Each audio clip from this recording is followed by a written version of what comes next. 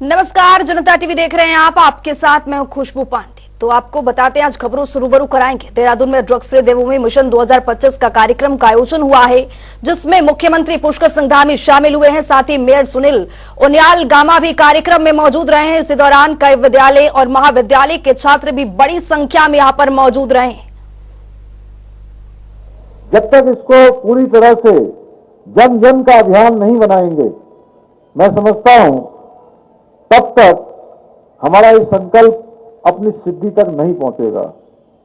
क्योंकि आप सब जानते हैं, देहरादून के अंदर हमारे बहुत सारे संस्थान चलते हैं, बहुत सारे उच्च शिक्षा के संस्थान हैं, बहुत सारे व्यावसायिक शिक्षा के संस्थान हैं।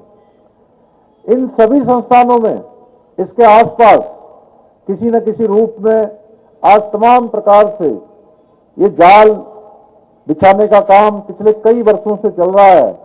उसको रोकने के भरसक प्रयास हो रहे हैं। हर तरीके से आज पुलिस भी काम कर रही है, एनकोर्ट की टीम भी काम कर रही है, और हमने इसके लिए बहुत सारे अन्य जो प्रयास हो सकते हैं उन प्रयासों को भी किया है। लेकिन उन प्रयासों को भी तभी सफलता प्राप्त होगी जब आप सब भी उसमें सहयोग करेंगे। क्योंकि एक बार अगर कोई नशे की लत में आ जाता है तो उसको छुड़ाना फिर बहुत मुश्किल काम होता है। और कई बार ऐसी स्थिति होती है कि हमको पता ही नहीं लगता है, हम मजाक मजाक में कई बार नशे की लत में चले जाते हैं। करते करते खेल खेल में हम ये भूल जाते हैं कि धीरे धीरे चढ़ने वाला जहर हमारे अंदर आ रहा है, और स्थिति तब बहुत खराब हो जाती है। और जो भी व्यक्ति इसके लत में आता है उसको उसका एहसास नहीं होता है, लेकिन आसपास के लोग जब देखते हैं तो उसकी दुनिया ही बदल चुकी होती है। उसको उस दुनिया से लाना कितना मुश्किल होता है, जहां उसके लिए स्वयं के लिए तो बहुत मुश्किल होता ही है।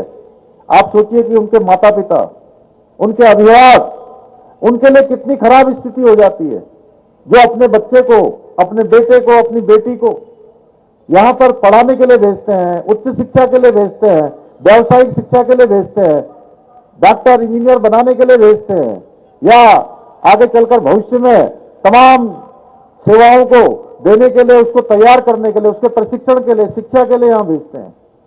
और वो भेजते किसी काम के लिए हैं, चला कहीं और जाता है। उन माता पिता की क्या स्थिति होती होगी।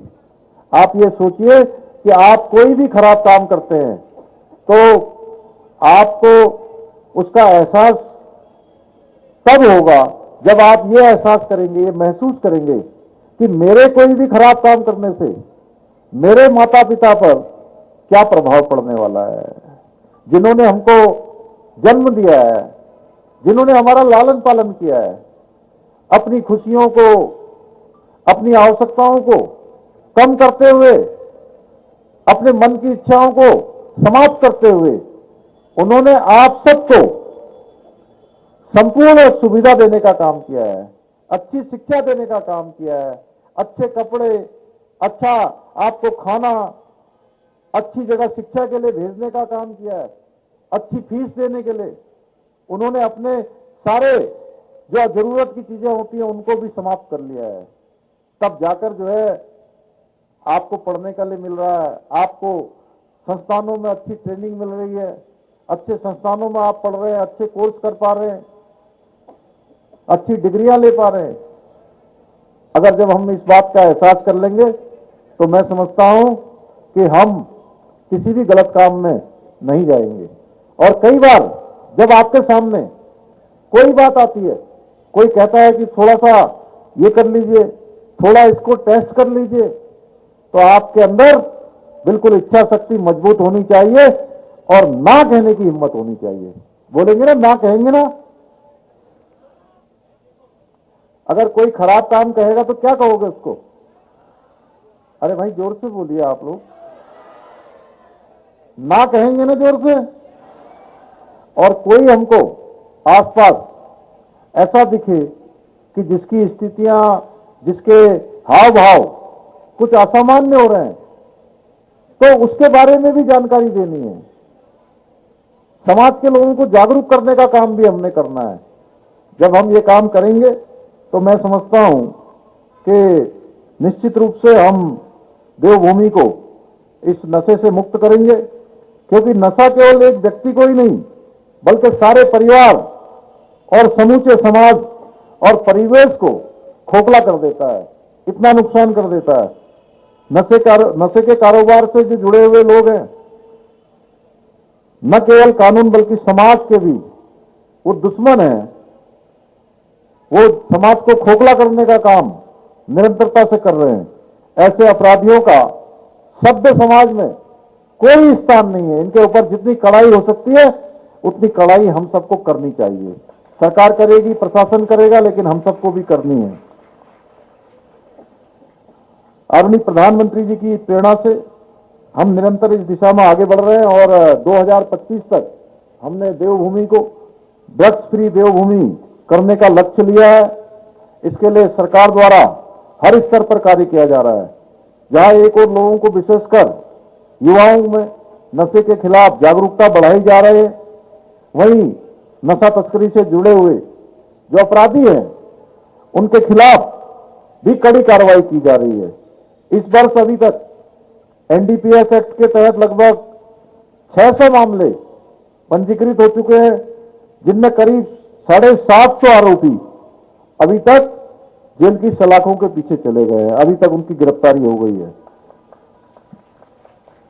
मादक पदार्थों की रोकथाम एवं इस संबंध में प्रभावी कार्रवाई के लिए उत्तराखंड राज्य में 2022 में त्रिस्तरीय anti narcotics task force ANTF इसको हमने बना दिया है और ये नशे के सारे कामों पर, सारे अपराधों पर सीधे नजर रखने का काम करती है। इस त्रिस्तरीय नेटवर्क में राज्य स्तरीय एंटी नारकोटिक्स टास्क फोर्स, जनपद स्तरीय एंटी नारकोटिक्स टास्क फोर्स तथा थाना स्तरीय एंटी नारकोटिक्स टास्क फोर्स भी सम्मिलित है।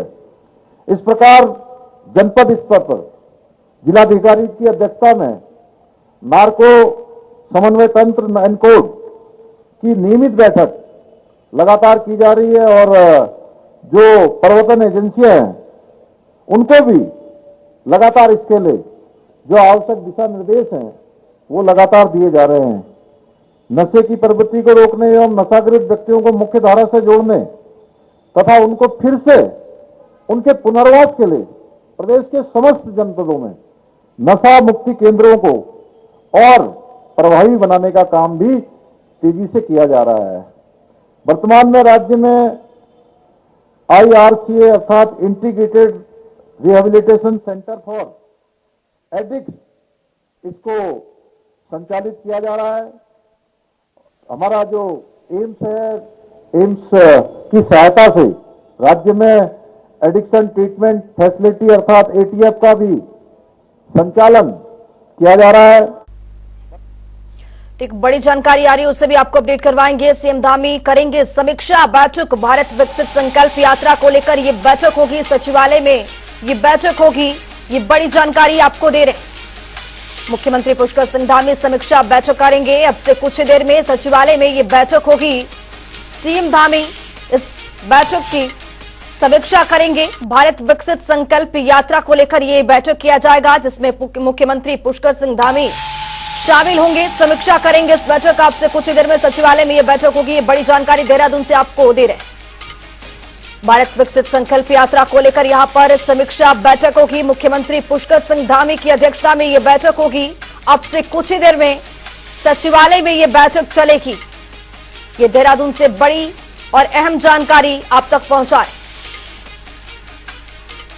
ये कुछ ही देर में सचिवालय में बैठक होगी। मुख्यमंत्री पुष्कर सिंह धामी इस बैठक की अध्यक्षता करेंगे।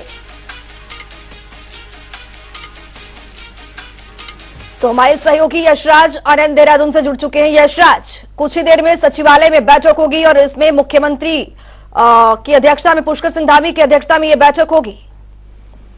जी बिल्कुल, आज सचिवालय में मुख्यमंत्री पुष्कर सिंह धामी की अध्यक्षता में एक बैठक आयोजित की जाएगी। जिस बैठक में सबसे बड़ी बात है कि वो बैठक जो आयोजित की जा रही है, यह बैठक अपने आप में एक भारत को लेते हुए बैठक आयोजित की जा रही है। यानी कि इसमें तमाम संकल्प यात्रा, मतलब भारत विकसित संकल्प यात्रा, जैसा कि नाम से ही प्रतीत होता है कि भारत किस प्रकार से विकसित देश बने। और सबसे बड़ी बात है कि संकल्प यात्रा, यहाँ पर संकल्प लिया जाएगा, किन किन बिंदुओं पर संकल्प लिया जाए ताकि भारत एक विकसित राज्य बने और भारत एक विकसित देश बने और उत्तराखंड एक विकसित राज्य बने। इसी को देखते हुए लगातार संकल्प यात्रा ली जा रही है। संकल्प यात्रा में संकल्प यात्रा में इस बार बहुत सारी चीजों को समाहित किया जाएगा, जैसे किस प्रकार से हम जीडीपी को ग्रोथ करें, किस प्रकार से हम भारत में बेरोजगारी गरीबी को दूर करें, इस प्रकार से एक संकल्प यात्रा के रूप में मनाया जाएगा। और क्योंकि लोकसभा चुनाव, आगामी लोकसभा चुनाव 2024 में इसी को देखते हुए लगातार भाजपा के द्वारा कार्यक्रम किया जा रहा है ताकि इन कार्यक्रमों के माध्यम से भाजपा युवाओं को भी जोड़ सके और जन जन तक पहुंच सके। युवाओं को जोड़ने, क्योंकि भारत एक युवा प्रधान देश है, यहाँ पर युवाओं की संख्या काफी अधिक है, तो लगातार युवाओं को जोड़ने से, अधिकतर वोटर्स की भी यदि बात की जाए तो युवा वर्ग इसमें आते हैं और युवाओं को जोड़ने के लिए ही यह संकल्प यात्रा का आयोजन किया जा रहा है, जो सचिवालय में आज किया जाएगा। 12:30 इसका समय था, लेकिन कुछ ही देर में मुख्यमंत्री पुष्कर सिंह धामी सचिवालय पहुंच जाएंगे और वहां पर फिर संकल्प यात्रा का किया जाएगा आयोजन। वही मुख्यमंत्री पुष्कर सिंह धामी के साथ तमाम अधिकारी भी रहेंगे, जिसमें भारत विकसित तमाम अलग अलग अधिकारी भी मौजूद रहेंगे। वे सभी भारत विकसित संकल्प यात्रा को लेकर शामिल हो रहे हैं और साथ ही साथ सभी अपने मंतव्य रखेंगे कि किस प्रकार से किस क्षेत्र में भारत को विकास की आवश्यकता है, किस किस क्षेत्र में उत्तराखंड राज्य को और काम करने की आवश्यकता है, ताकि 2025 में उत्तराखंड जब रजत जयंती मनाएगा तो वह देश के सर्वश्रेष्ठ राज्यों की गिनती में आ सके। क्योंकि यदि बात की जाए कि यदि सभी भारत के सभी राज्यों में यह होड़ लगती है कि सर्वश्रेष्ठ राज्यों की गिनती में आना हो, तो जरूर सभी राज्य के मुखिया जो है वो अधिक से अधिक अच्छा काम करना चाहेंगे और इसी के तहत राज्य का भी विकास होगा। और यदि राज्य का विकास होता है तो देश का विकास ऐसे ही हो जाता है।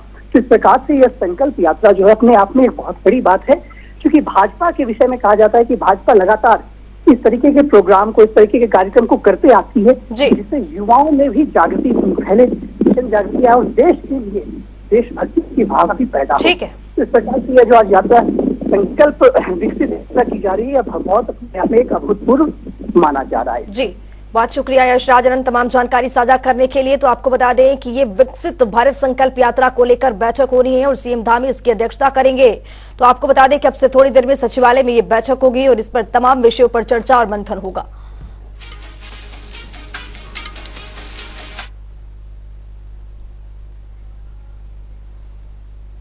देहरादून में अनुसूचित जाति जनप्रतिनिधि सम्मेलन कार्यक्रम का आयोजन किया गया है, जिसमें प्रदेश के मुख्यमंत्री पुष्कर सिंह धामी और प्रदेश अध्यक्ष महेंद्र भट्ट के साथ अन्य कई मंत्री भी मौजूद रहे।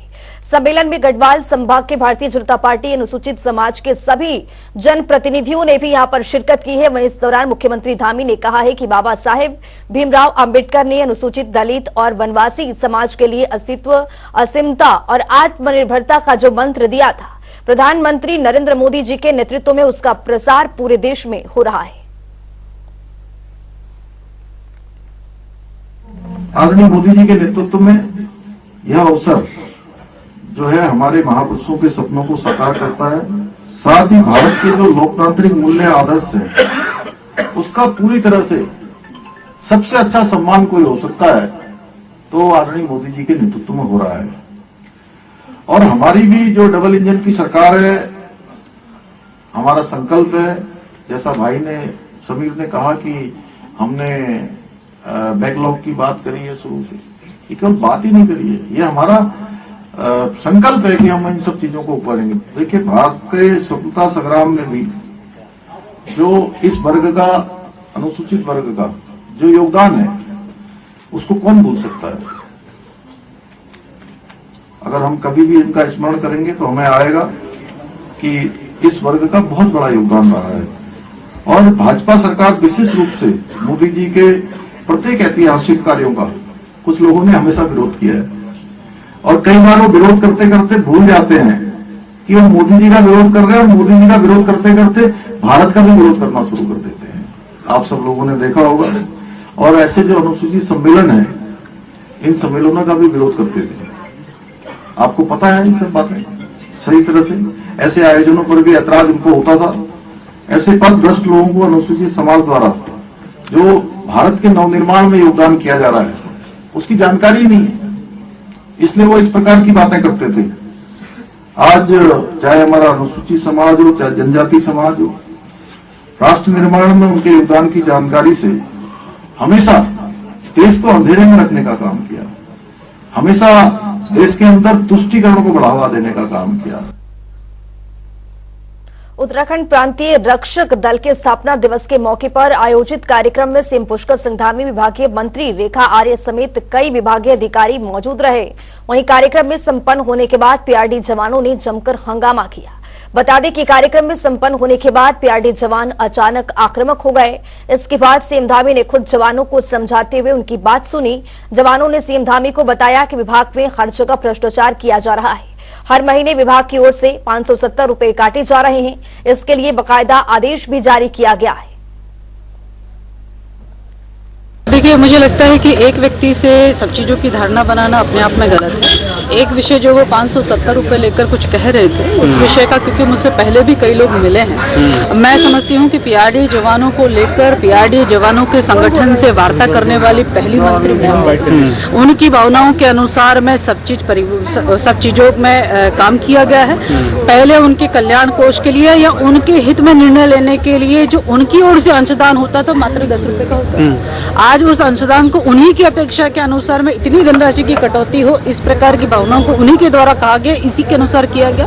और इसका आगामी लाभ यह होगा कि जो धनराशि आज एकत्रित हुई है उस कल्याण कोष से, जब कभी भी ऐसी विषम परिस्थितियां आती हैं, हमारे पीआरडी जवान किसी रोग से पीड़ित होते हैं, पीआरडी जवान किसी घटना में कुछ घटित हो जाता है, तो उसी कोष से उनको फायदा होने जा रहा है। कुछ लोग इसको क्षणिक रूप से देख रहे हैं और मैं समझती हूँ अधिक से अधिक लोग जो है इसका दूरगामी परिणाम देख रहे हैं। जो निर्णय लिया गया इनके अनुसार ही निर्णय जो है वो लिया गया है। मुझे लगता है कि क्योंकि इनके भी अपने अपने संगठन, उन संगठनों की अपनी अपनी राजनीति है, इस कारण से हर कोई व्यक्ति अलग अलग तरीके की बात करता है। पर मुझे जिस बैठक को हमने किया और जिस बैठक के माध्यम से सब कुछ निर्णय हुए हैं, उसमें इन्हीं के अध्यक्ष, इन्हीं के लोग आते हुए और लगातार जो व्यक्तिगत रूप से मुलाकात करते हुए पीआरडी जवानों ने जो कहा वो हमने करके दिया। भर्ती था और ड्यूटी के टाइम पर एक्सपायर हो गया, उन्हें ना तो कोई आज तक आर्थिक सहायता जो दी जाती है वो भी नहीं मिली है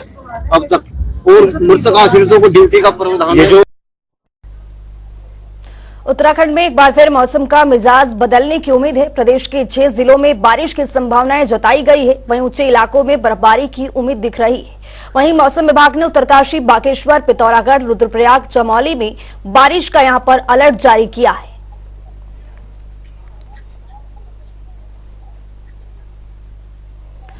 तो 6 जिलों में बारिश की यहां पर संभावनाएं जताई जा रही है। उत्तराखंड में मौसम का मिजाज बदला है। मौसम विभाग ने यहां पर येलो अलर्ट जारी किया है। आपको बता दें कि मौसम खराब रहने की वजह से यहां पर जो ठंड है वो बढ़ गई है।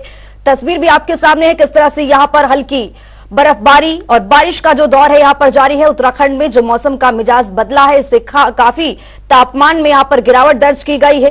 तो एक बार फिर से मौसम विभाग यहां पर केंद्रों की ओर से जो संभावनाएं हैं वो जताई गई है कि यहां पर तापमान में जो गिरावट है वो यहां पर लगातार देखा जा रहा है। तो ये तस्वीर आपके सामने है किस तरह से हल्की बर्फबारी हो रही है, यहां पर ठंड बढ़ गई है।